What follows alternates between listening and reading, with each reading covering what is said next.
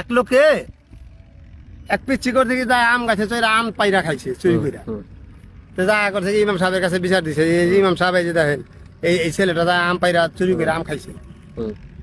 কয় কি দেখান লাগবো কেমনে কি করন যায় বিচারটা।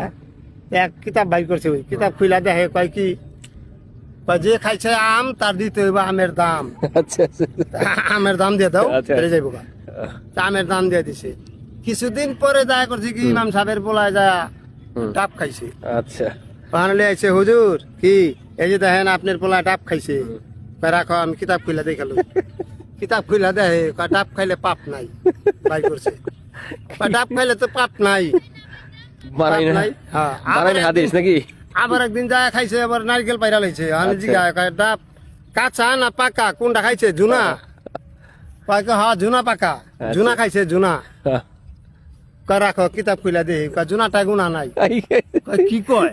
সবাই বলে সবাই পরের পোলায় আম খাইছে দেখে ওইটার দাম দেওয়ান লাগলো, আর নিজের পোলায় ডাব খাইলো পাপ নাই জুনা খাইলো গুনাহ নাই। ডাব খাইলে কয় পাপ নাই, জুনা খাইলে কয় গুনা নাই। আর ওই ছাড়া আম খাইলো আর দাম দেওয়ান লাগলো। কি সুন্দর হাদিস বানায় লাইছে না? এই এই তো অবস্থা। এই হলো দেশের অবস্থা, বুঝছেন?